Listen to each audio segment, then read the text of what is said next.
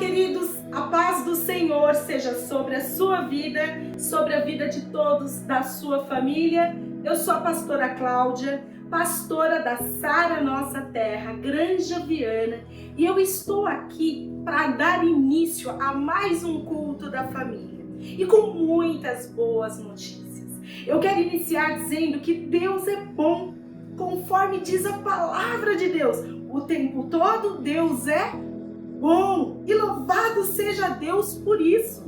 Então aproveite esse momento para que você possa convidar as pessoas da sua família a estarem ao teu lado para cultuar e adorar ao nome desse Deus maravilhoso que tanto tem nos abençoado. Compartilhe o link com outras pessoas, amigos, familiares, para que possam também ser alimentados pela palavra de Deus. E eu quero dizer para você que como Deus é bom o tempo todo, essa semana foi uma semana de muitas bênçãos e muita vitória. Será que você passou por alguma guerra, alguma luta? Quero dizer para você, mas foi apenas uma batalha. Você não perdeu essa guerra em nome de Jesus. Haverão boas notícias para você também. Mas eu me refiro à programação da igreja. Quantas bênçãos essa semana! Tivemos o primeiro culto presencial terça-feira e foi uma bênção. Glória a Deus pela vida dos nossos líderes que estão à frente desse trabalho, Dario, Eliette, a nossa querida Eliana, que tem estado ali fielmente junto com toda a equipe para abençoar as nossas vidas. Tivemos as nossas células, como foi momentos maravilhosos juntos com cada um.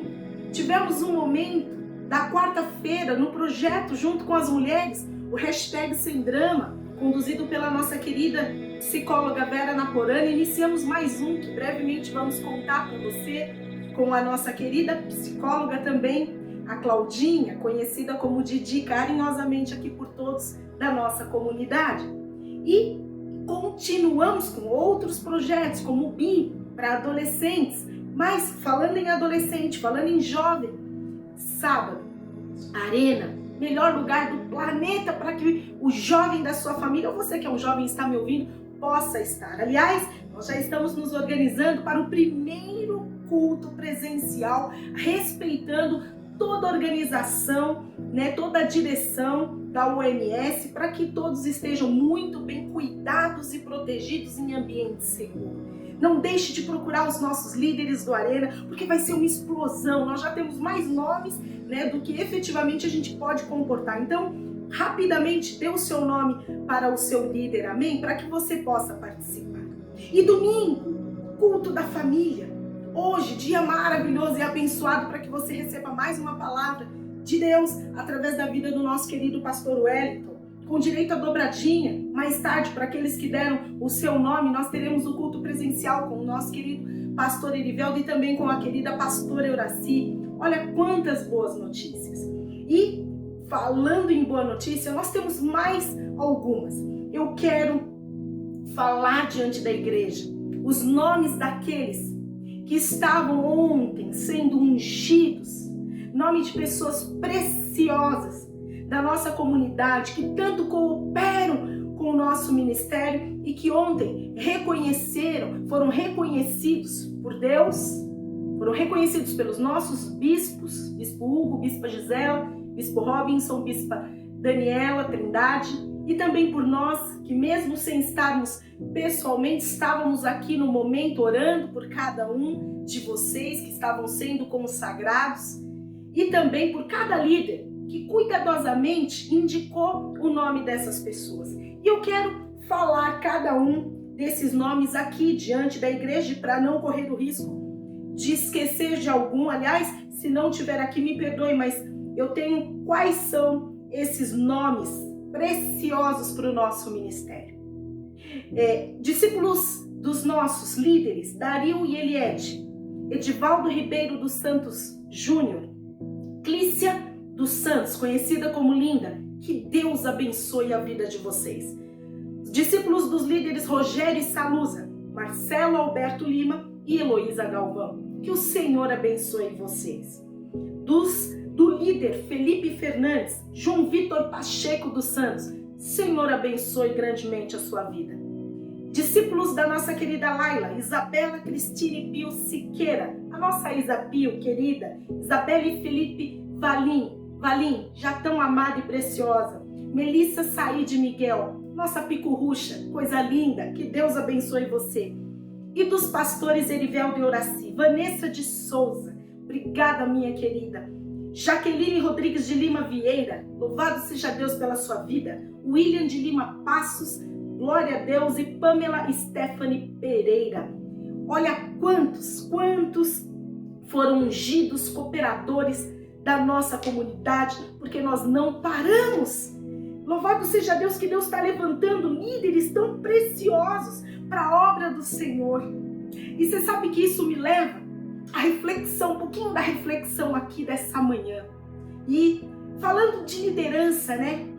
Como um dos líderes, referência, que eu quero citar, poderia citar tantos outros discípulos diretos de Jesus, mas eu quero falar a respeito de Pedro. Eu tenho falado em cada uma dessas nossas reflexões da abertura do culto sobre as características de Jesus. Falei como ele é gracioso, como ele é bondoso, quanto ele é acessível, disponível, misericordioso, o quanto ele é perdoador. E na semana passada, especificamente, eu falei da graciosidade de Deus e também através da pessoa de Jesus. E eu quero reforçar essa graciosidade dele aqui, porque para falar um pouquinho desses líderes que foram ungidos e consagrados. Olha quanta bênção! E às vezes a gente fica com uma pergunta, né? Poxa, eles estão sendo ungidos, cooperadores da obra, eles serão de alguma maneira líderes na casa de Deus, porque serão reconhecidos assim.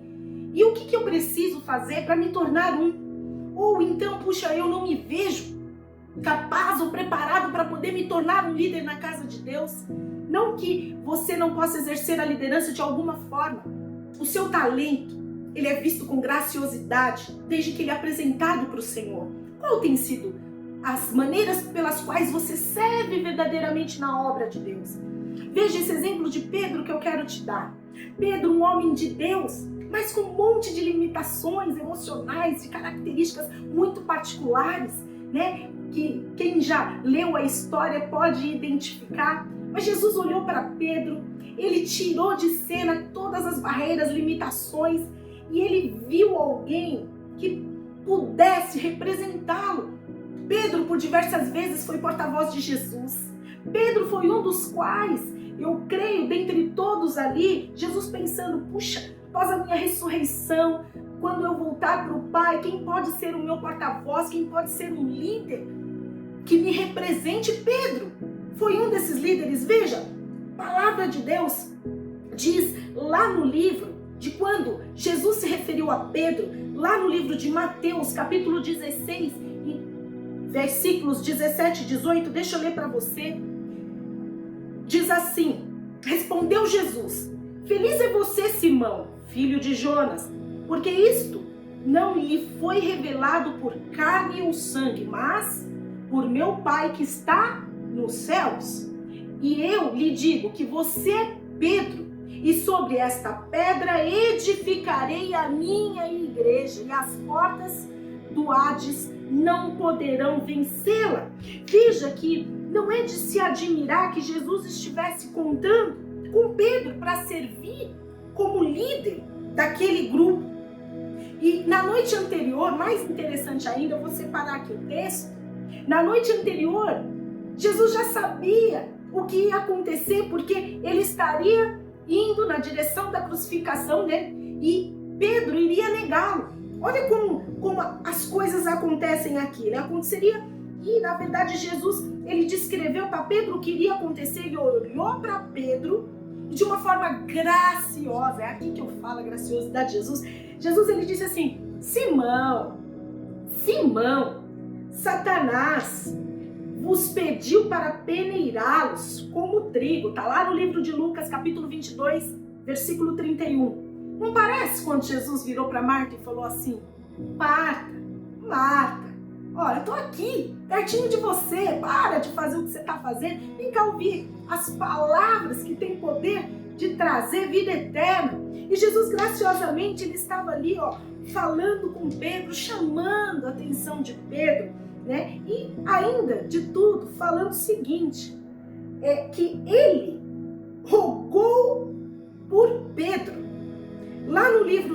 no versículo, na verdade, no mesmo livro de Lucas, no versículo 32, diz assim: mas eu roguei por ti para que a tua fé não esmoreça, e quando te converteres, fortaleça os teus irmãos. Eu quero dizer para você que foi ungido cooperador, para você que está próximo a ser ungido, líder na Sara Nossa Terra, eu quero dizer que Jesus nunca desistiu de Pedro, independente do quanto ele agisse daquela maneira impetuosa, de uma maneira até mesmo às vezes infantil, porque não estava entendendo nada daquilo que Jesus veio colocar como propósito. Então, às vezes a gente olha para as características de alguém e a gente julga, mas Jesus, por ser onisciente, sabia de todas as deficiências e limitações de Pedro. Mas ao invés, de levar isso em consideração, e que Pedro era um discípulo imperfeito, o que Jesus fez? Jesus acreditou.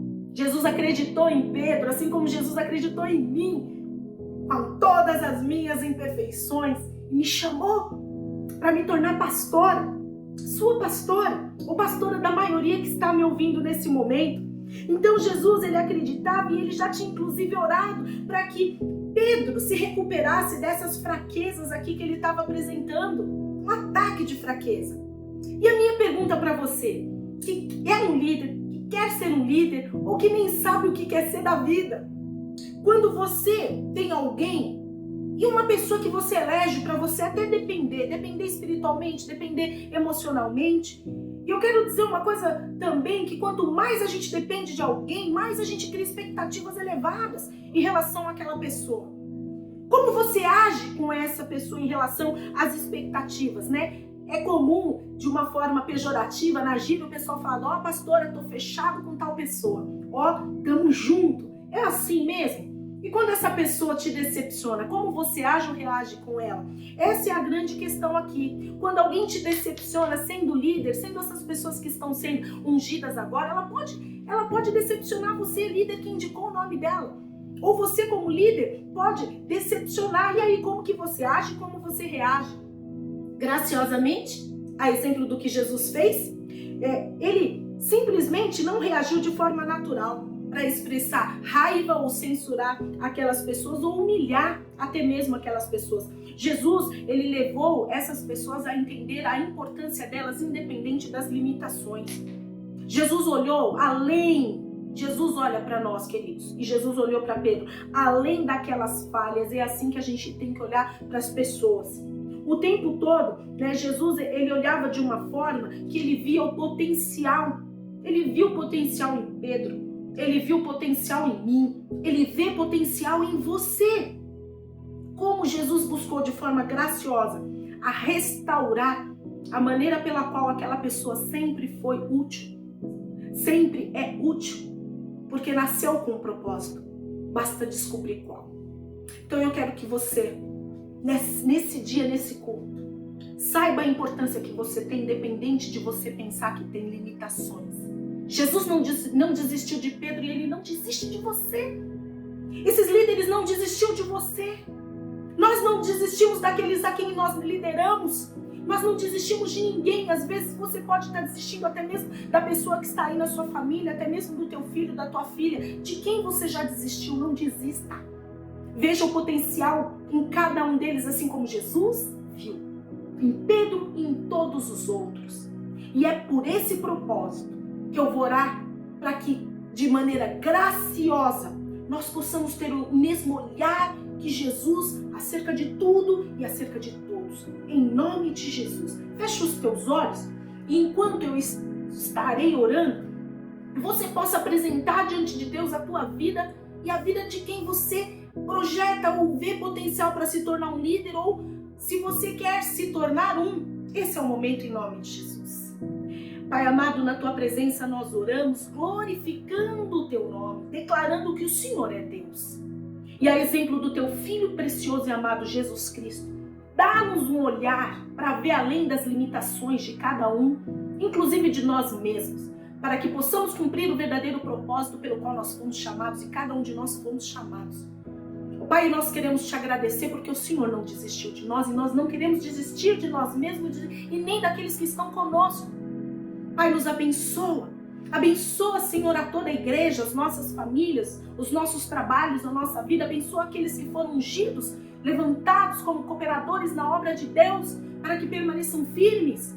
Em nome de Jesus, entendendo o propósito pelo qual o Senhor colocou essa chama no coração de cada um para servir em teu reino. Eu glorifico o teu nome, para que a palavra flua e nos edifique, como sempre ela faz, porque ela é viva e ela prospera para aquilo que ela está sendo enviada. Louvado seja o teu nome. A ti toda honra, toda glória, todo louvor, todo domínio e toda majestade. Em nome de Jesus. Amém. Queridos, tenhamos todos um maravilhoso culto. Não deixe de permanecer do início ao fim, ouvir cada louvor, cada testemunho. E que você possa, em nome de Jesus, no final, no movimento de oração, estar junto, conectado, orando. Nós iremos separar as salas, você terá a oportunidade de orar junto conosco, com cada um dos líderes, e vai ser sobrenatural.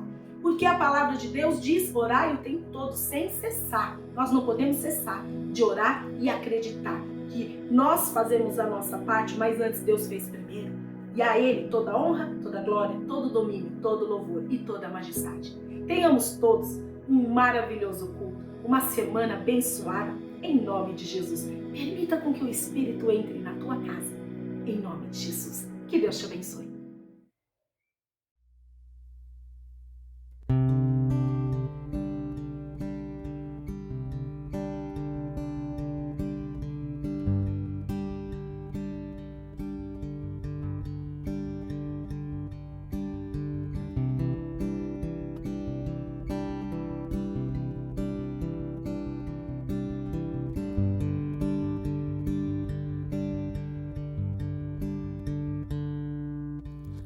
Céu e mar, estrelas e montes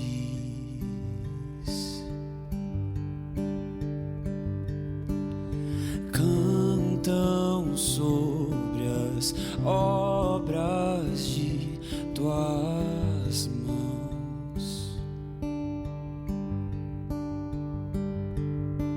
Se toda a criação te exalta, sou tua criação e também te exaltarei. Eu canto aleluia ao autor da minha vida.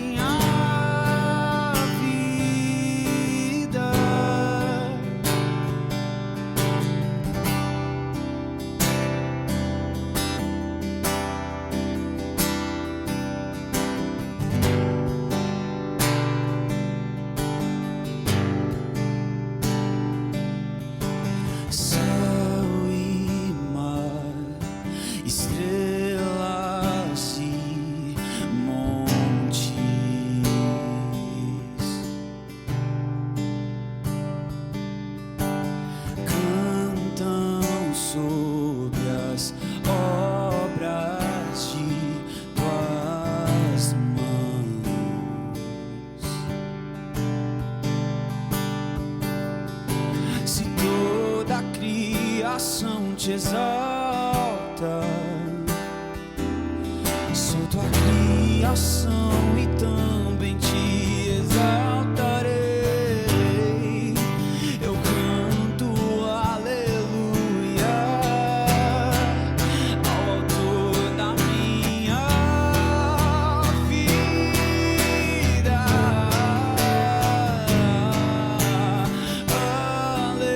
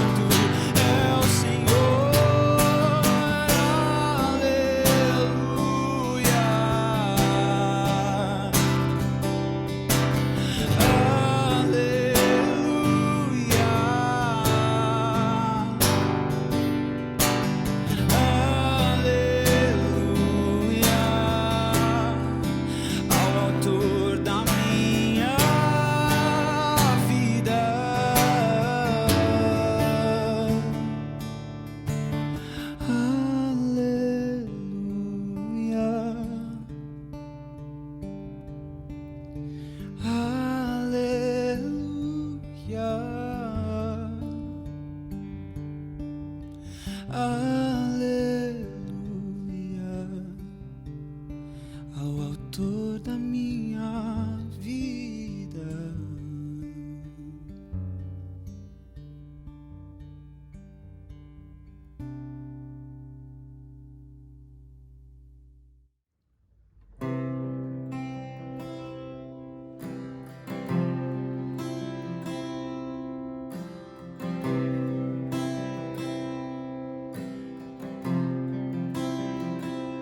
E eu me prostro diante de ti, porque sei que nada sou sem ti, e eu me rendo,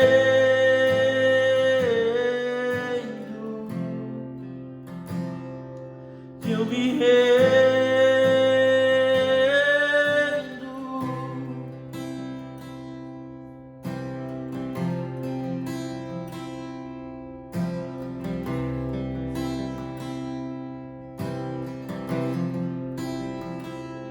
E eu me prostro diante de ti, porque sei que nada sou sem ti, e eu me rendo,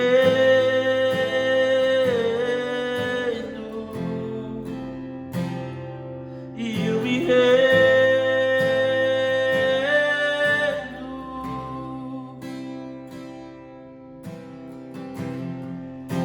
E eu me rendo,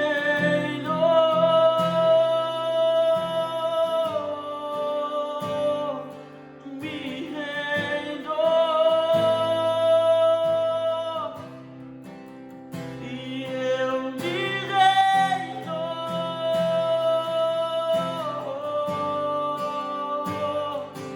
me rendo.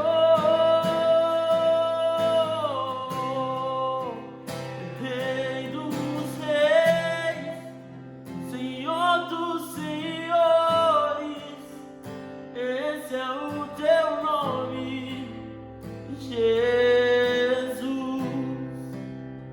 Rei dos reis, Senhor dos senhores, esse é o teu nome, Jesus.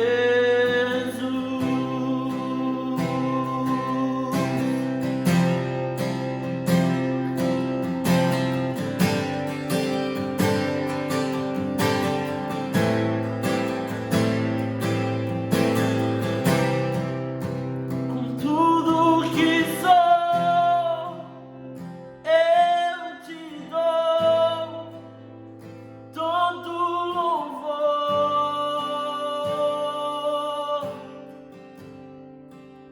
Com tudo que sou, eu te dou todo louvor.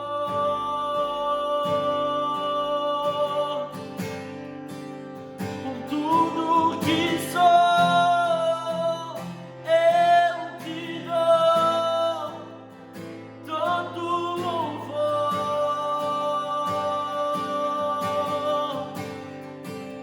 Com tudo que sou,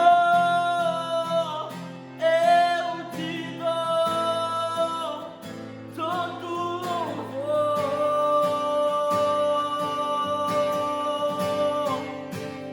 Rei dos reis, Senhor dos senhores, esse é o teu nome, Jesus.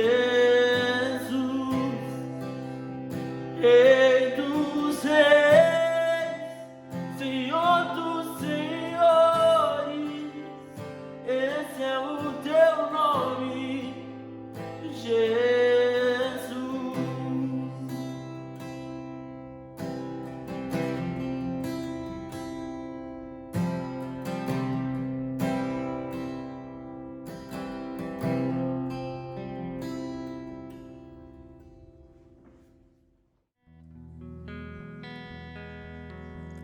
Rude cruz se erigiu, dela o dia fugiu, como emblema de vergonha e dor, mas contemplo esta cruz, porque nela Jesus deu a vida por mim, pecador. Se eu amo a mensagem da cruz, até morrer eu a vou proclamar. Levarei eu também minha cruz, até por uma coroa trocar. Desde a glória dos céus, o Cordeiro de Deus ao Calvário humilhante baixou. Essa cruz tem pra mim atrativo sem fim, porque nela Jesus me salvou. Se eu amo a mensagem da cruz, até morrer eu a vou proclamar. Levarei eu também minha cruz, até por uma coroa trocar. Nesta cruz padeceu e por mim já morreu meu Jesus para dar-me o perdão. Eu me alegro na cruz, dela vem graça e luz para minha santificação.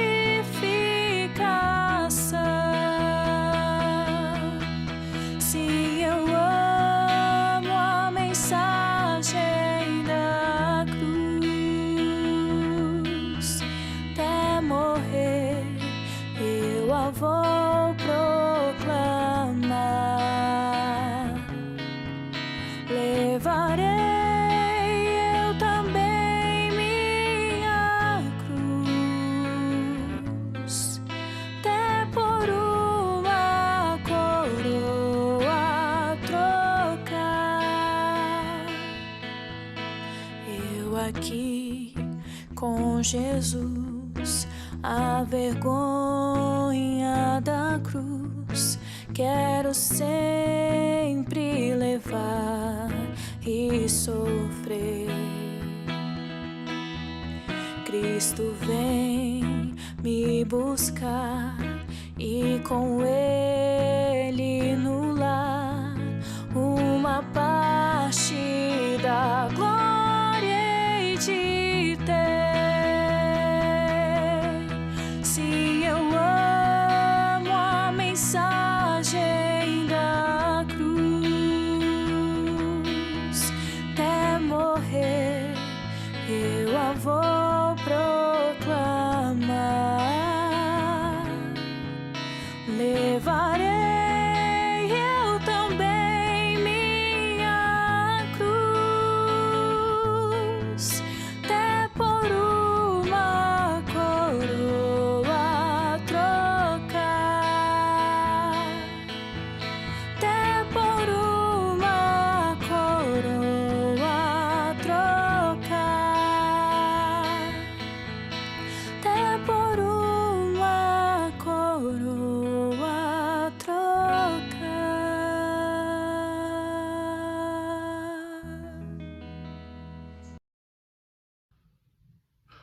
Bom dia, igreja. Hoje, domingo, dia 11 de outubro de 2020, nós estamos iniciando mais um culto ao nosso Deus e Pai, né? A palavra, na verdade, o culto já iniciou, teve a abertura da pastora, os louvores, uma grande bênção para todos nós. E hoje, com muita alegria também, eu quero dizer que muitos, né, da igreja foram ungidos cooperadores. É ótimo saber que nós temos cooperadores em Jesus Cristo, que nós cooperamos com a obra do Senhor, que nós cooperamos para que o reino possa alcançar mais e mais pessoas, e isso é muito importante para todos nós. Afinal, a Bíblia nos chama assim, né? Todos nós somos cooperadores de Deus dentro dos seus propósitos, dentro dos seus planos, e isso é muito importante para todos nós. E hoje a gente vai dar continuidade, né, à nossa base preparatória para os estudos que virão a partir mais para o final do ano um pouco, o início do ano que vem, sobre os próximos 10 anos da igreja. Vou utilizar hoje 2 textos para frisar bem alguns pontos que são importantes para que nós tenhamos a base do que nós vamos conversar daqui para frente. E eu vou utilizar textos que há alguns meses eu utilizei parte deles para fixar conceitos, para que nós possamos entender, para que nós possamos compreender, para que nós possamos aplicar nas nossas vidas e ensinar a outras pessoas. A grande questão do dia de hoje, da palavra do dia de hoje, mostra Jesus, né? Mostra Jesus que veio até nós para fazer toda a sua obra. Ele ensina aos seus discípulos e ele começa a ensinar as pessoas, né? Por todos os lugares por onde ele passa, por onde ele passou.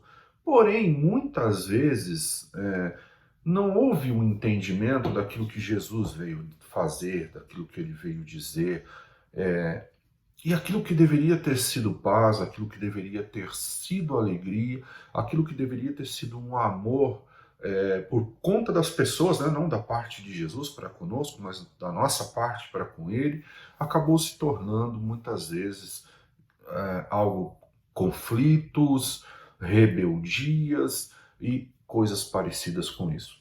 Agora, imagina que Jesus já naquela época encontrava, né, todas essas resistências, e isso ao longo do tempo foi tanto a parte boa, né, quanto a parte não tão boa, a parte ruim, ela também se aprimorou ao longo desses anos.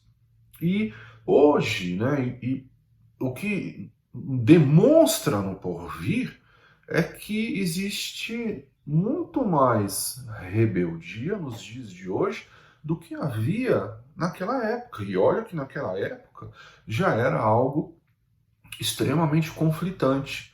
Mas o que nos traz paz, o que nos traz esperança, é que este mesmo Jesus que esteve lá pregando, que estava lá falando com aquela multidão, é o mesmo Jesus que fala conosco nos dias de hoje. E ele é o mesmo Senhor que nos oferece um caminho de verdade e de vida. Então vamos orar para que nós possamos receber a palavra, para que nós possamos aprender com a palavra, aplicá-la, entendê-la e obedecê-la. Amém? Feche os teus olhos, curva a tua cabeça onde você estiver. Meu Deus e meu Pai, nós louvamos o teu nome. Te agradecemos por tudo o que o Senhor tem feito em nossas vidas. Que o Senhor, nesta manhã, possa a cada dia mais preparar o nosso coração. Tira, Pai, toda a rebeldia, tira toda a falta de entendimento, toda a falta de compreensão, tira todas as vezes que nós tentamos fazer as nossas próprias vontades e não te ouvimos. Tira de nós o orgulho, a prepotência, a arrogância. Tira de nós a violência, tira de nós a ira, tira de nós tudo aquilo que tem atrapalhado que nós estejamos contigo. Perdoa-nos, Pai, pois nos arrependemos de todos os nossos pecados. Nós já iniciamos esta manhã de coração aberto e de mente aberta diante do teu altar, em nome de Jesus. Amém. Amém, meu irmão? Vamos iniciar então hoje com um texto de Mateus 10, versículos 36 a 42. Mateus 10, versículos 37 a 42. Diz assim: Quem ama seu pai ou sua mãe mais do que a mim, não é digno de mim.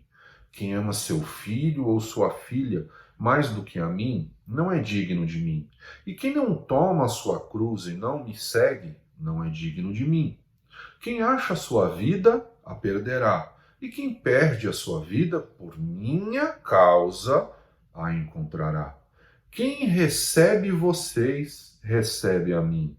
E quem me recebe, recebe aquele que me enviou. Quem recebeu um profeta, porque ele é profeta, receberá a recompensa de profeta. E quem recebe um justo, porque ele é justo, receberá a recompensa de justo. E se alguém der, mesmo que seja apenas um copo de água fria, a um destes pequeninos, porque ele é meu discípulo, eu asseguro que não perderá a sua recompensa. Meu irmão, esse texto de Mateus 10 é um texto onde ele está ensinando, onde Jesus está ensinando os seus discípulos. Então depois você leia ele do início ao fim, porque eu vou só falar um pouco desse final do capítulo 10, para que depois nós possamos abordar o capítulo 11, que vai ser o texto principal nesse domingo. Então o que acontecia? Jesus estava ali explicando para os seus discípulos, dando instruções, dando orientações. E quando chega nesse final, ele faz alguns pedidos que só tem duas formas dele fazer esse pedido, né? Ou ele é Deus, de fato, e ele é, e nós o reconhecemos, sabemos que ele é, ou ele é Deus, porque só Deus pode pedir coisas tão grandes assim para o ser humano. Ele diz assim, olha, se você não me colocar acima de todos, de tudo e de todos, você não é digno de mim. Quem é que pode dizer isso? A não ser Deus. Então Jesus, por diversas vezes, em diversos textos, ele deixa claro que ele é Deus, obviamente. E aí, o que acontece? Existe outras pessoas que fazem isso. Quem são o outro conjunto de pessoas? Pessoas malucas, psicopatas, manipuladores, pessoas com essas características. Porque nenhum ser humano pode chegar e pedir para que outro ser humano coloque a ele acima de todas as coisas. Porque acima de todas as coisas, somente Deus pode estar. E ele diz, olha, se vocês entenderem isso, se vocês permanecerem nos meus caminhos, se vocês continuarem a fazer aquilo que eu digo a vocês, então vocês estarão comigo, vocês serão meus, vocês sacrificarão as suas vidas por mim, porque ele diz assim, aquele que perder a sua vida, encontrá-la. Mas ele diz assim, aquele que perder a sua vida por causa de mim. E muitos às vezes esquecem desse pequeno trecho desta frase. Aqueles que perderem a sua vida por causa de mim encontrarão a vida eterna. E Jesus termina esse capítulo ensinando aos seus discípulos, comunicando aos seus discípulos, para que nós agora, aqui, possamos entrar no capítulo 11, onde ele vai ser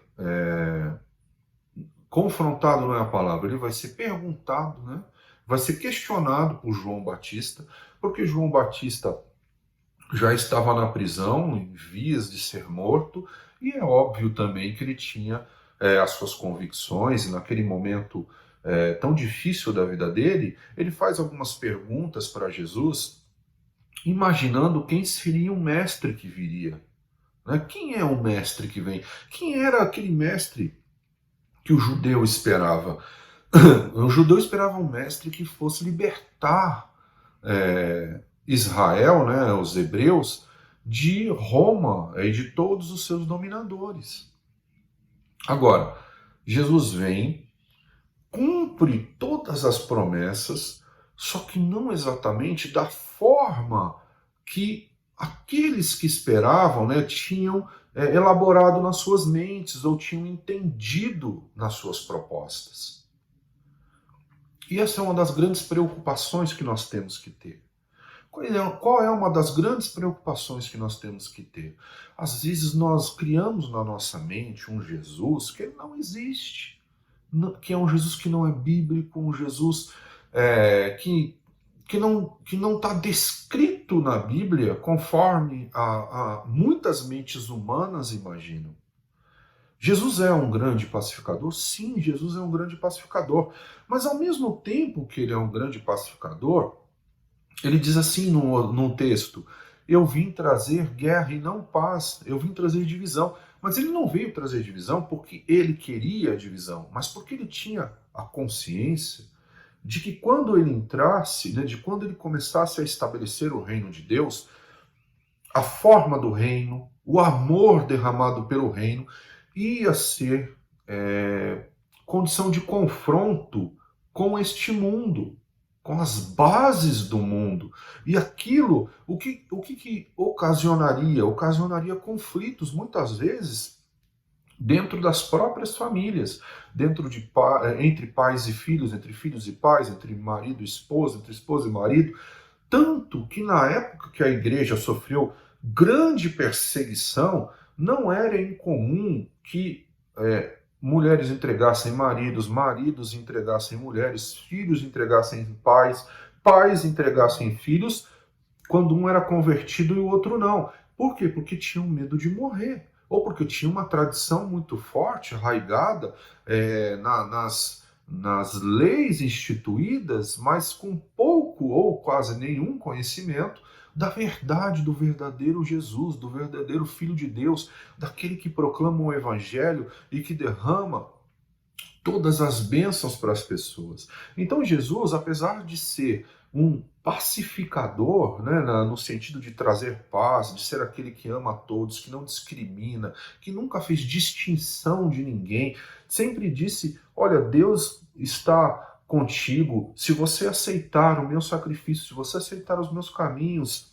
você estará salvo, eu vou te conduzir por um caminho seguro. Ainda que Jesus tenha feito tudo isso, quando Jesus esteve aqui, né, encarnado, quando o Filho de Deus esteve encarnado, ele passou por diversas tribulações e as pessoas que estavam com ele também passaram por essas tribulações. Só para que nós possamos lembrar, quando Jesus nasceu, né, quando ele nasceu e ele começou já desde ali a ser perseguido. E crianças, né, que tinham a idade dele por conta de um maníaco, de um maluco que queria pegá-lo e matá-lo, e como ele não achou a Jesus e ele precisava fazer alguma coisa, ele simplesmente pegou todas as crianças da mesma idade e matou todas. Jesus tinha fugido para o Egito com seus pais, mas ele matou todas as crianças. Ou seja, a presença de Jesus já de bebê trouxe, às vezes,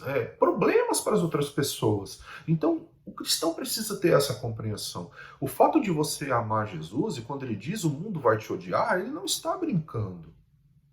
É claro que nós vivemos já há alguns anos, né, já há muitos anos, não só na nossa idade contemporânea, mas também já há algum tempo, uma fase, pelo menos onde nós moramos, né, uma fase de paz, onde as pessoas até podem falar uma coisa ou outra, mas ninguém te perseguiu. Você nunca sofreu uma perseguição como acontece hoje em alguns países. E nesses países acontece isso que eu falei ainda nos dias de hoje. Alguns países mais radicais, eles começaram a pregar o evangelho, a proclamar a palavra, as pessoas se converterem, e os governos passaram a persegui-los, né? Começaram a ter perseguições do governo por conta da palavra de Deus. E nesses países, ainda hoje, os familiares se entregam por diversas vezes para que eles não morram entregam aquelas pessoas que se converteram. Então essa questão de Jesus ser um pacificador é real, mas o mundo aceitar essa situação de paz e de amor é outra situação totalmente diferente, porque o mundo, como diz a própria palavra, jaz no maligno. E como ele jaz no maligno, ele responde ao amor com o mal. Ele responde ao amor, às vezes, com intolerância. Agora, o que entristece o cristão? Que muitas vezes essa intolerância, essa resposta com o mal, vem daqueles que se dizem seguidores de Jesus, ou seja, da própria, entre aspas, né, aspas para isso, Igreja de Cristo. Muitas vezes a própria igreja perseguiu, matou e fez coisas que não tinham nada a ver com Jesus. Então vai se tornando cada vez mais difícil nós conseguirmos distinguir Jesus, né? E aonde? Será que aí é que está Jesus? Será que essa pessoa é uma pessoa que tem falado corretamente sobre a palavra? E por que você está falando sobre isso, pastor? Porque é isso que está acontecendo nos dias de hoje e era isso que estava acontecendo naqueles dias. A ponto do próprio João Batista, claro, num momento de dificuldade, ter passado por tudo que passou, pregado tudo que pregou, e ter tido, naquele momento, uma dificuldade de dizer, será que esse é o Senhor? Será que é Ele mesmo? E eu vejo muito essa pergunta nos dias de hoje, né? Por causa dessa difusão de entendimentos da palavra, cada um entende de uma forma e vão espalhando o evangelho sem a menor preocupação de entendimento, sem a menor preocupação de atitude cristã, de verdade, né, baseado, lastreado nos princípios de Deus. Porque é fato que Deus, e graças a Deus por isso, Ele expandiu o evangelho para todos. Mas ainda assim nós temos que tomar alguns cuidados, porque senão aquilo que nós passamos e ensinamos passa a ser conflitante com a realidade da palavra de Deus.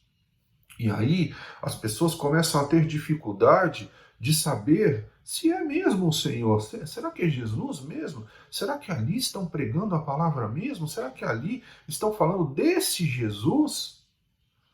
E como eu vou saber que é? E aí Jesus ele responde isso de uma maneira sobrenatural também no capítulo 11. Quando eu digo sobrenatural, quer dizer incrível, né? De uma forma incrível, de uma forma que as pessoas não esperavam. Ele responde isso para muitos que se diziam cristãos. E você está preparado para isso? Essa é a grande questão nos dias de hoje.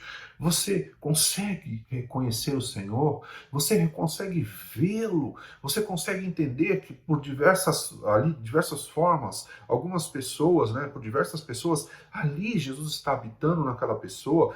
Realmente, não importa se nós tenhamos um ou outro problema, uma ou outra dificuldade, nós suportamos uns aos outros, mas você consegue identificar quem são aqueles que efetivamente estão pregando o Evangelho da paz, o evangelho do amor, tem atitudes de paz, tem atitudes de amor, ou daqueles que usam a palavra, né, e outros que ainda nem sabem o que está acontecendo. E o que é pior, nos dias de hoje, com a intolerância que está entrando na nossa sociedade, né, por uma série de coisas, e eu vou falar um pouco sobre isso também, os cristãos também começaram a sofrer abalos, começaram a ser, eu não vou dizer perseguidos, mas já estão sendo bem questionados em alguns pontos.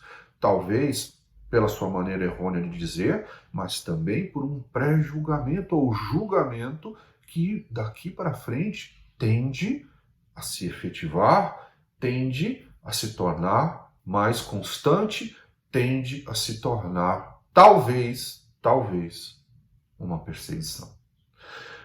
E a pergunta que nós fazemos é, você está preparado para tudo isso? Você tem buscado o Senhor todos os dias? Mas vamos em frente. Então, abra a tua Bíblia comigo em Mateus, no capítulo 11, versículos 1 a 15, a princípio. Mateus 11, versículos 1 a 15.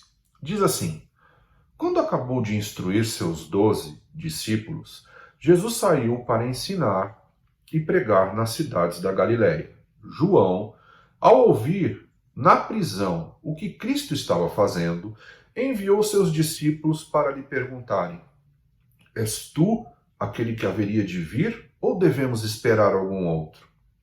Jesus respondeu: voltem e anunciem a João o que vocês estão ouvindo e vendo. Os cegos vêm, os aleijados andam, os leprosos são purificados, os surdos ouvem, os mortos são ressuscitados e as boas novas são pregadas aos pobres. E feliz é aquele que não se escandaliza por minha causa.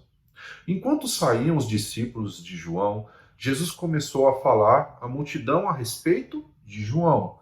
O que vocês foram ver no deserto? Um caniço agitado pelo vento? Ou o que foram ver? Um homem vestido de roupas finas? Ora, os que usam roupas finas estão nos palácios reais. Afinal, o que foram ver? Um profeta? Sim, eu digo a vocês.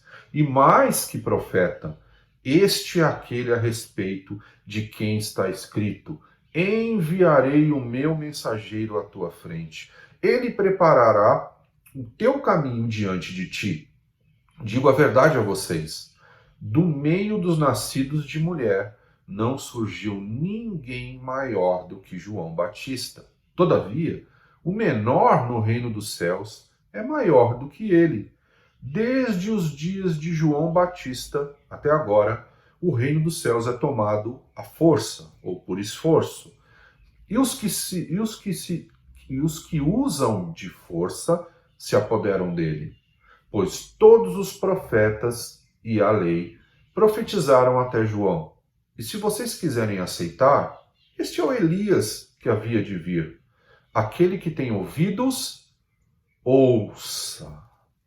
Eu adoro esse versículo, né? Quando ele é citado na Bíblia: aquele que tem ouvidos, ouça. Ou seja, aqueles que têm capacidade de entender, entendam. Aqueles que procuram compreensão, compreendam.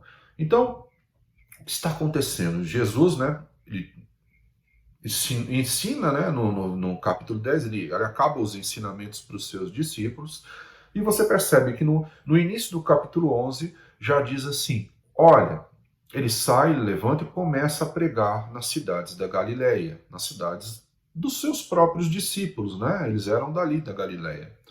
E aí,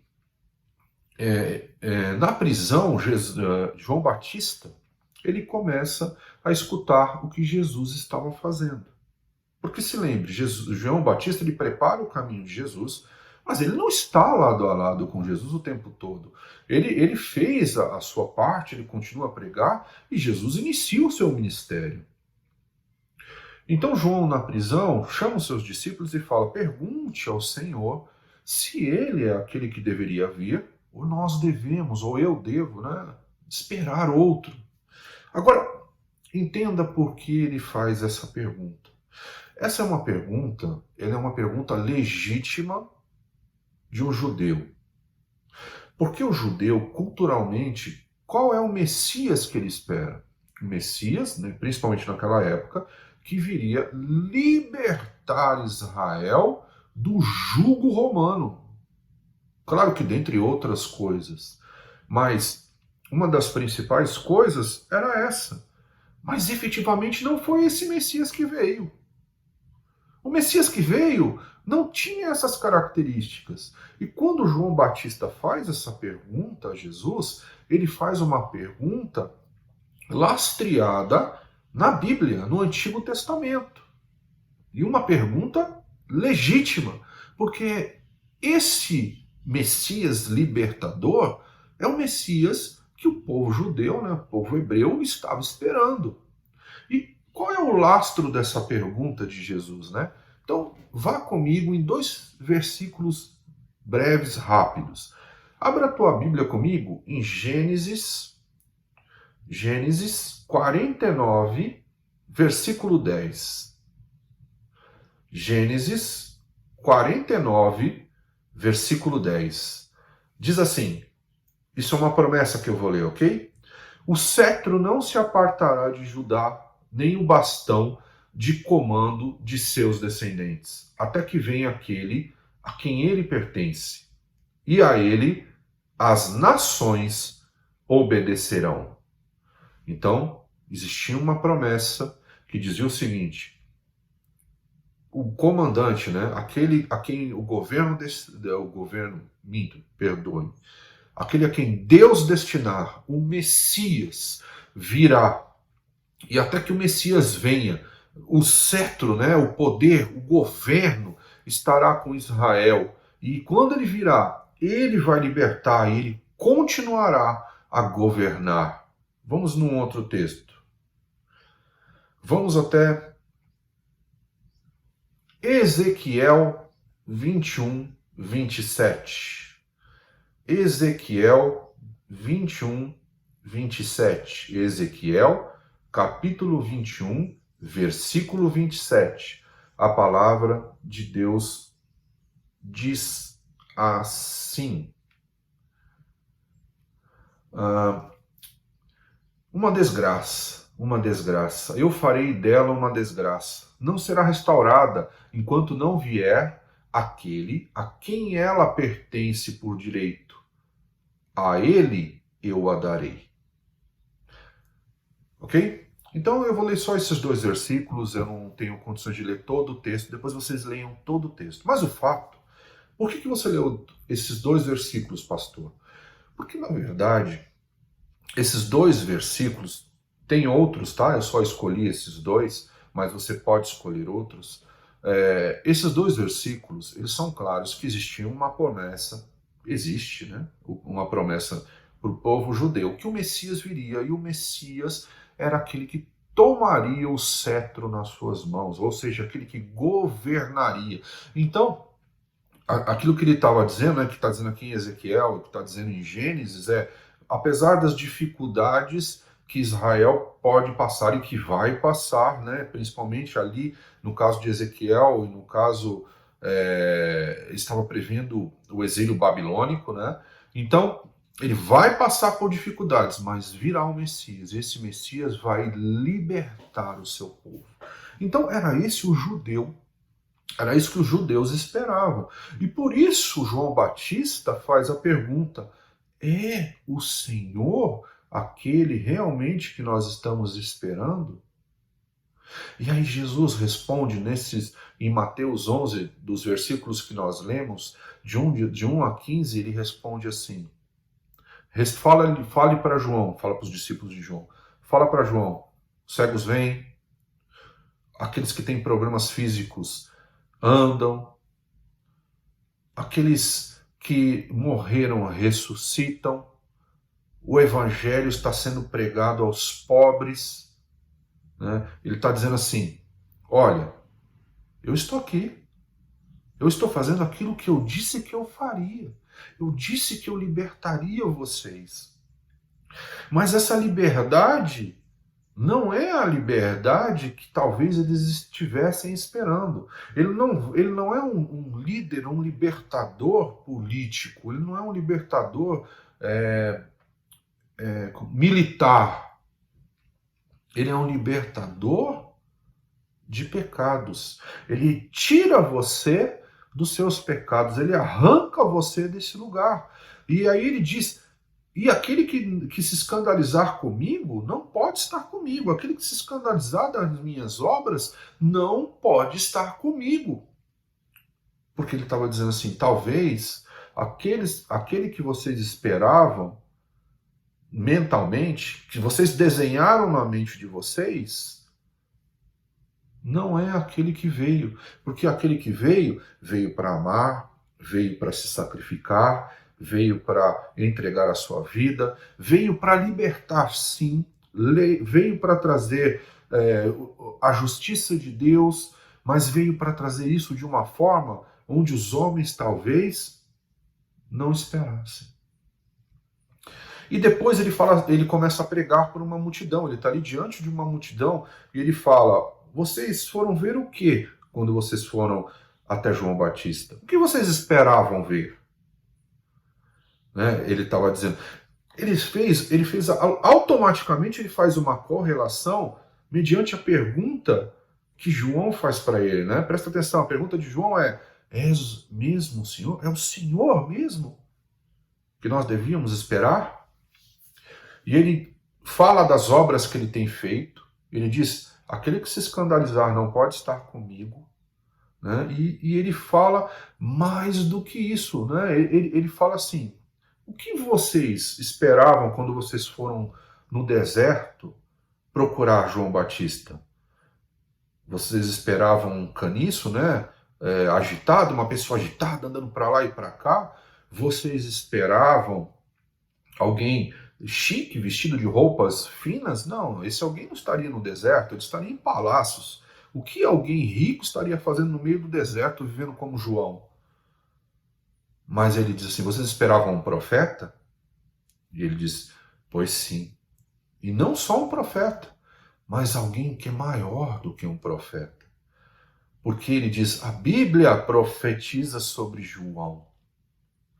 João, dentre aqueles nascidos de mulher, presta atenção, olha quem nasceu antes de João: Moisés, Abraão, Davi, Salomão. Ele diz: dentre aqueles nascidos de mulher, ninguém foi maior do que João Batista. Porque João Batista foi profetizado e ele foi aquele a quem foi dado a direção, foi dado a profecia, foi feita a revelação que ele prepararia o caminho do Filho de Deus ou do próprio Deus encarnado. E ele fala assim: porém João, apesar de ser o maior, né, porque ele fala assim, a lei exerce até João, foi exercida até João, e as profecias foram feitas até João. Por que ele diz isso? Porque João prepara o caminho de Jesus. Na verdade, ele estava dizendo o seguinte: tudo aquilo que foi profetizado, tudo aquilo que foi feito anteriormente foi para que eu chegasse. E ele foi o último a preparar a minha chegada, né, o meu ministério, a minha introdução ministerial. Ele foi aquele que me batizou. Então, ele esteve muito próximo a mim. Ele viu, ele, um homem do Antigo Testamento, ele, um homem, entenda o que eu vou falar aqui, da sombra da realidade, pôde ver a realidade. Aqueles que estavam antes, eles até viam por espírito, eles até tiveram algumas manifestações sobrenaturais, mas quem viu a promessa acontecer, a maior de todas as promessas, aquilo que todo o Antigo Testamento preparou, os profetas vieram, e tudo aquilo que nós sabemos, quem fez isso, quem foi o último a fazer isso, foi João Batista. João Batista teve o prazer de ver literalmente todas as promessas feitas no Antigo Testamento acontecerem, ou seja, ele pôde ver o Messias encarnado, tudo aquilo que todos aqueles gostariam de ter visto. E aí Jesus diz: porém, o menor no reino de Deus é maior do que João. Aqueles que aceitarem a graça, aqueles que aceitarem as minhas obras, aqueles que aceitarem o meu caminho, aqueles que se permitirem ser conduzidos por mim, conduzidos pelo próprio Deus, serão os maiores no reino de Deus. Eles não tinham vivido a graça até aquele momento, talvez em algum momento ou outro, mas quando Jesus vem, a graça é estabelecida. Aceita, né? Aceita o meu sacrifício, aceita aquilo que eu vim fazer por você, aceita a minha liberdade, a minha libertação, aceita tudo que eu vim trazer para você, todo o meu amor, aceita a vida eterna, aceita estar comigo. E Jesus fala isso naquele texto, nesse texto de 1 a 15, ele está falando justamente isso, com relação para os dias de hoje. Ele está fazendo a mesma coisa. Ele está dizendo: eu sou aquele que vim e que voltarei. É breve a minha volta. Estejam preparados. Nós não esperamos mais a vinda do Messias. Nós estamos já esperando a sua volta. Mas aí nós vamos entrar agora na última parte desse texto. Aí dos versículos, no Mateus 11, versículos 16 a 30. Qual é a geração que ele encara? Qual é a forma? O que ele encontra pela frente? Lembra, ele está pregando para uma multidão. Então vamos lá, vamos ouvir. Mateus 11, versículo 16 a 30. Mateus 11, versículo 16 a 30. Mateus 11, versículo 16 a 30 diz assim, Jesus falando aqui, tá entre aspas. A que posso comparar esta geração? São como crianças que ficam sentadas nas praças e gritam umas às outras. Nós tocamos flauta, mas vocês não dançaram. Cantamos um lamento, mas vocês não se entristeceram. Pois veio João, que jejua e não bebe vinho, e dizem, ele tem demônio. Veio o Filho do Homem, comendo e bebendo, e dizem, aí está um comilão e beberrão, amigo de publicanos e pecadores. Mas a sabedoria é comprovada pelas obras que a acompanham. Vou repetir, presta bem atenção, esse versículo é maravilhoso.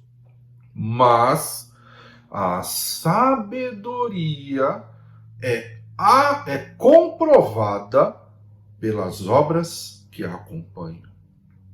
Aí ele continua, versículo 20. Então Jesus começou a denunciar as cidades em que havia sido realizada a maioria dos seus milagres, porque não se arrependeram. Ai de você, Corazim! Ai de você, Betsaida!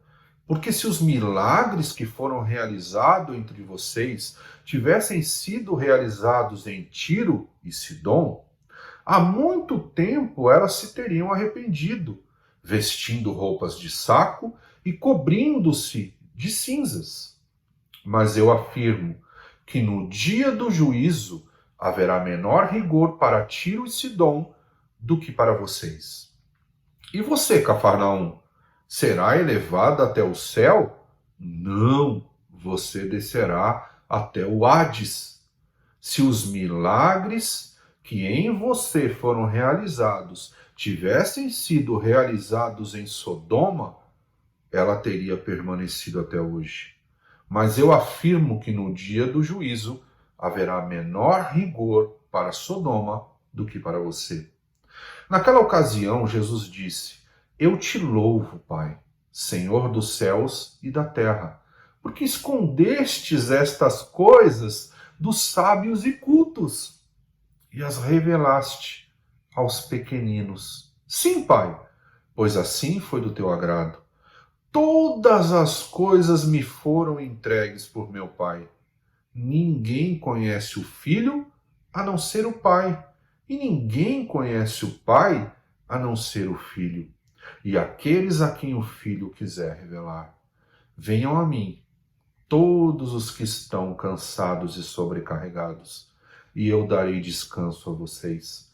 Tomem sobre vocês o meu jugo e aprendam de mim, pois sou manso e humilde de coração, e vocês encontrarão descanso para suas almas, pois o meu jugo é suave e o meu fardo é leve. Jesus, então, naquele momento, diante de uma multidão ali, ele começa a denunciar as cidades pelas quais ele passou, pregou, fez milagres, mas essas cidades não se arrependeram. E ele começa a denunciá-las. Ele disse, olha, existem cidades no Antigo Testamento que eram más e que não tiveram esta oportunidade que vocês tiveram de ter a pregação, o ensino e a manifestação do poder de Deus como vocês tiveram. Porque se essas cidades antigas tivessem, esta mesma oportunidade que vocês estão tendo nos dias de hoje, elas teriam se convertido. Por isso, no dia do juízo, eles, para que haja justo juízo, eles terão um julgamento menor ou mais brando que o de vocês, que tiveram esta oportunidade. Irmãos, irmãs, se Jesus, a Bíblia diz que se Deus não poupou nem a anjos, quanto mais a homens. Quando Jesus chegou, presta atenção, Jesus chega e ele fala tudo aquilo que ele falou. É conflitante, as pessoas tinham dificuldade de entendê-lo, de aceitá-lo, de saber, né, e de confessá-lo, e de aceitá-lo como Senhor Jesus, como Filho de Deus, como Messias. Porque ele estava se apresentando naquele momento, quanto mais nós. Depois de tanto tempo, depois do Espírito habitar em nós, quantos de nós ainda não aceitam? Agora preste atenção, ele está falando o seguinte, ele estava falando aquilo, ele começa a denunciar as cidades judaicas que o ouviram falar. Se eu for trazer isso para a realidade, eu estou dizendo que ele está falando daquilo para a igreja atual. Ele está falando para a igreja, ai de ti, Corazim, ai de ti, Cafarnaum, ai de ti, Betsaida, porque você se acha culta, você se acha entendida, você acha que sabe tudo de Deus, iguais aos fariseus, mas o seu lugar não é os céus, o seu lugar é o Hades, o seu lugar é o inferno. E ele está falando isso para os nossos dias, ele está dizendo, se vocês fossem algum perdido desse mundo, Sidom, por exemplo, né, a cidade de Sidom, que nunca tivessem tido a manifestação do poder de Deus, que não conhecessem a palavra, que não conhecessem a Deus, e vocês tivessem tido a manifestação de Deus, vocês teriam se convertido. Aí ele inicia, né, nos versículos 16, dizendo, a que devo comparar esta geração? A crianças que ficam gritando umas com as outras, que estando dentro do reino, ficam se degladiando, se debatendo. Uma geração rebelde, uma geração que não ouve direção, uma geração que quer estabelecer as suas próprias vontades, uma geração que quer dizer quem é Deus e não aceitar quem Ele é. Uma geração, e Jesus diz assim, olha, veio João Batista, ele veio como um santo, aquele santo descrito, o homem que não tinha nada, um homem que vivia no deserto, um homem que jejuava, e vocês falaram que ele era endemoniado. Aí vim eu, que sento com vocês, que como com vocês, que bebo com vocês, e vocês dizem que eu sou um comilão, um beberrão, um amigo de publicanos, né, de cobradores de impostos, um amigo de pecadores. Ora, o que vocês querem? E ele diz assim, nós propusemos para você um jejum, e vocês não fizeram. E nós propusemos para você uma festa, flauta, né? Tocar flauta, dançar, cantar, orar, louvar ao Senhor, e vocês não quiseram. A que devo comparar a vocês? E ele faz isso diante daquela geração. Agora eu posso te garantir uma coisa, meu irmão. Da geração que Jesus encarnado estava aqui, pregando, para a nossa geração, nós evoluímos em muitas coisas, mas também evoluímos no egoísmo e na maldade. Evoluímos também em não ouvir aquilo que vem dos céus, em querer estabelecer aquilo que nós estabelecemos, em querer saber mais do que Deus, em querer definir Deus. E ele diz, aquelas cidades que ele diz, né, que ele começa a denunciar, somos nós nos dias de hoje. Aquelas cidades, né, Corazim, Betsaida e Cafarnaum, são as igrejas dos dias de hoje. São aqueles que se dizem cristãos nos dias de hoje. Ele está falando com como estes. E ele diz, olha, se vocês fossem igual a Sidom, se vocês fossem pecadores,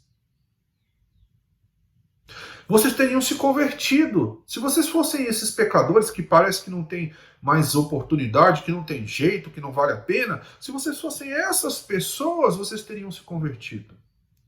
E aí ele termina de forma incrível esse texto.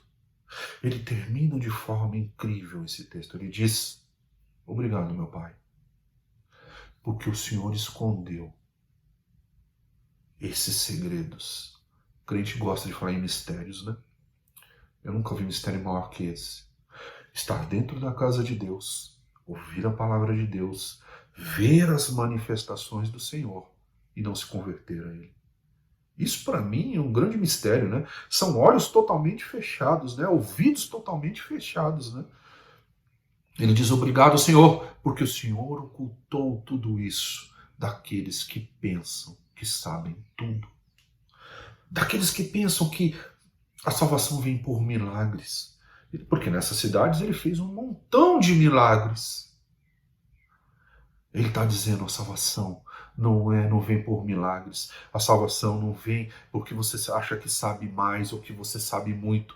A salvação vem pelo Filho de Deus, pela graça estabelecida por Jesus Cristo. E é essa graça que entra na sua casa nesta manhã de domingo. E ele faz um convite para aquela multidão, que é o mesmo convite que ele está fazendo hoje para todos nós. Você que está cansado e sobrecarregado, vem até mim, porque eu aliviarei a tua alma. Ele diz, aprende de mim, porque meu fardo é leve, e eu aliviarei a tua alma. Esses dois, o final do capítulo 10 e esse texto de Mateus 11 são incríveis. Mas eu converso com pessoas que elas não conseguem perceber o quanto esse texto é incrível, o quanto ele ensina, o quanto ele chama a atenção. Ele começa lá atrás, ele está dizendo, eu prego na cidade, João Batista faz os questionamentos. João Batista faz o questionamento, é o Senhor ou não é o Senhor? E ele diz, o que vocês foram ver no deserto? Ele diz para João, diz o que eu estou fazendo. A sabedoria é comprovada por suas obras. Apesar de nós sabermos que a obra de salvação das nossas vidas ela é feita e completa em Jesus Cristo, a salvação, a certeza dessa salvação é a nossa aceitação e ela é comprovada pelas obras que nós reproduzimos, que são as mesmas obras de Jesus, porque nós aprendemos com Ele. E por isso ele diz, o meu fardo é leve, aprendam comigo, eu aliviarei as vossas almas. E eu vou te dizer algo, meu irmão, que eu não tenho talvez como explicar. Existe um alívio de alma tão inexplicável para aqueles que estão com o Senhor Jesus, que talvez nenhuma palavra nesse mundo possa esclarecer. Agora pensa, meu irmão, como serão os próximos 10 anos? Se aquela geração já era rebelde, a nossa é muito mais. Se aquela geração já era má, a nossa é muito mais. Se aquela geração já era egoísta, a nossa é muito mais. Como serão os 10 anos seguintes da igreja? Quem nós seremos? Seremos Betsaida? Seremos Cafarnaum? Seremos Corazim? Ou seremos essas pessoas que estamos hoje nos colocando diante do altar do Senhor e entregando para Ele os nossos fardos e dizendo, nós queremos aprender de Ti. Nós queremos reproduzir em nossas vidas as Suas obras. Nós cremos na Tua volta. Nós aceitamos e Te esperamos de todo o coração. Nós somos Deus. Nós não nos escandalizamos com o Senhor. Onde todos, lembra da semana passada? Onde todos veem alguém fraco, onde todos veem alguém que parece que precisa de ajuda, de compaixão, que precisa que Deus o salve, nós vemos aquele que cumpriu literalmente os planos de Deus, que é o Messias, o libertador, é aquele a quem nós esperamos. Não há outro que nós esperamos. Nós sabemos que tu és o Messias e nós aguardamos a tua volta. Senhor, toma para si o nosso jugo e derrama novamente sobre nós. O teu jugo alivia as nossas almas.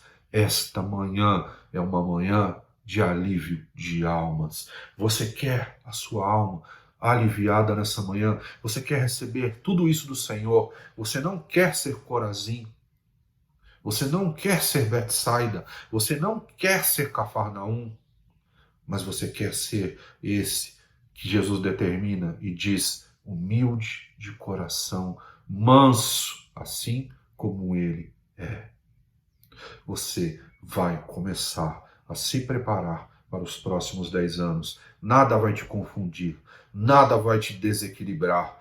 Tudo, mesmo todo o sofrimento que possa se apresentar, mesmo toda a perseguição que possa existir, os teus olhos estarão abertos e você reconhecerá o Senhor e o verá todos os dias da sua vida até a sua volta, aonde nós todos seremos completos nele e estaremos com ele. É isso que eu quero te trazer nessa manhã.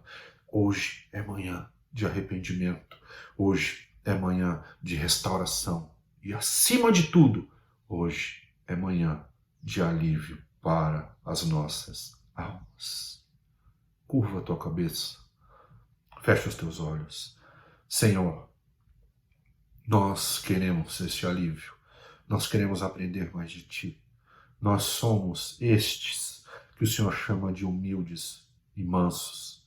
Se há em nós alguma rebeldia, se há em nós alguma meninice, não a meninice boa, aquela que se entrega a Ti, mas aquela meninice que insiste em ficar discutindo por não ter o que discutir, que insiste em não aceitar as direções que vêm de Ti. Tira de nós, afasta de nós essas atitudes, para que nós possamos estar abertos de coração, de mente, de alma, totalmente diante do Teu altar.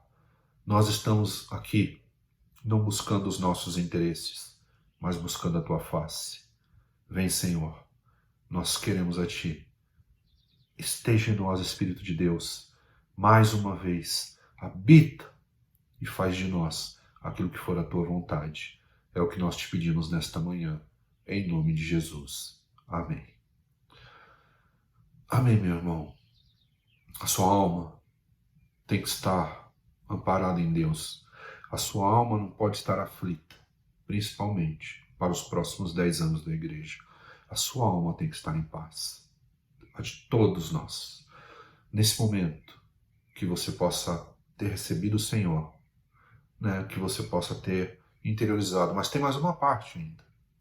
Nós vamos ouvir mais um louvor e depois nós vamos lá para a sala de oração, para orarmos uns pelos outros. Não se esqueça da sua fidelidade nos seus dízimos e ofertas, porque nós mantemos o prédio. Agora, os cultos de domingo à tarde já são presenciais, os cultos às terças-feiras já são presenciais, e o culto do Arena Jovem no próximo sábado já será presencial. Então, nós estamos voltando, nós temos aquele espaço, um espaço maravilhoso, abençoado para as nossas vidas. Permaneça fiel no dízimo, nas ofertas. Todas as nossas contas estão abertas lá no mural da igreja, nós deixamos sempre lá para que todos possam ver e acompanhar, né, em tudo aquilo que nós fazemos. Por isso é importante que você também tenha essa parte perante a comunidade. Que Deus possa te guardar, te proteger, que você possa orar por pessoas, que você possa receber a oração por pessoas agora e que você tenha uma vida maravilhosa na presença do Senhor. Eu não acredito num dia, num mês, mas eu acredito numa vida na presença de Deus. E é claro, ela é constituída de todos os dias. Que a tua alma não seja afligida por esse mundo, mas que ela encontre a paz que excede todo entendimento, que ela encontre Jesus Cristo. Obrigado pela tua presença. Obrigado por ter me escutado e que você possa, assim como todos nós possamos ser estes humildes e estes mansos, assim como nosso Mestre e Senhor é. Amém? Deus te abençoe.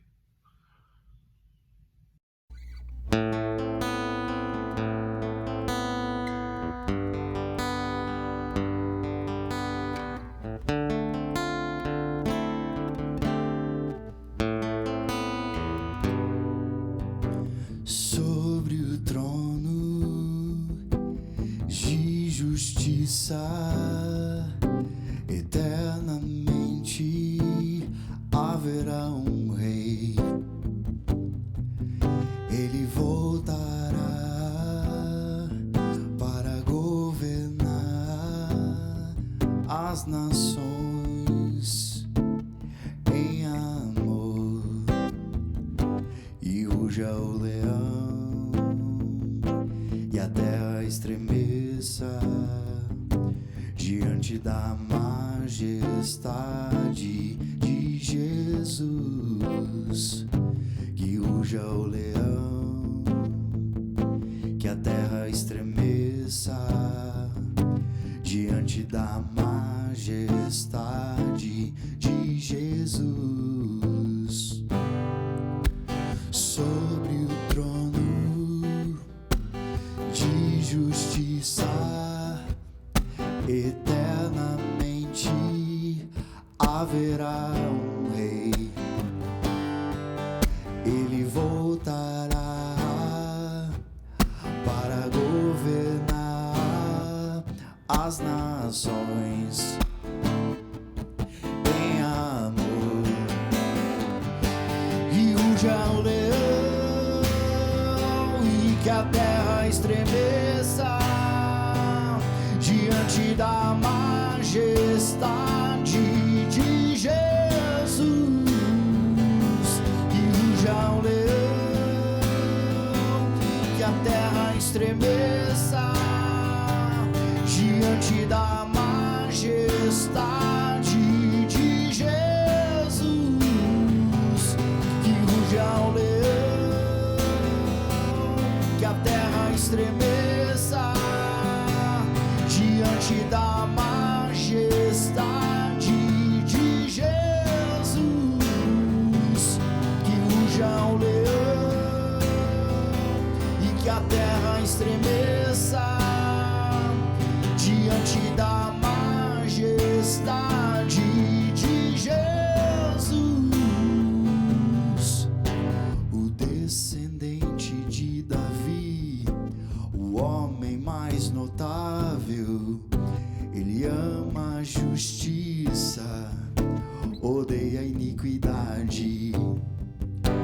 O descendente de Davi, o homem mais notável, ele ama a justiça, odeia a iniquidade.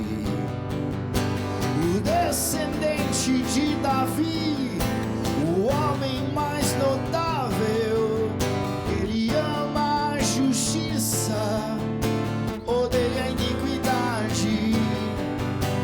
O descendente de Davi, o homem mais notável, ele ama a justiça, odeia a iniquidade. Que ruja o leão e que a terra estremeça diante da majestade de Jesus. Que ruja o leão e que a terra estremeça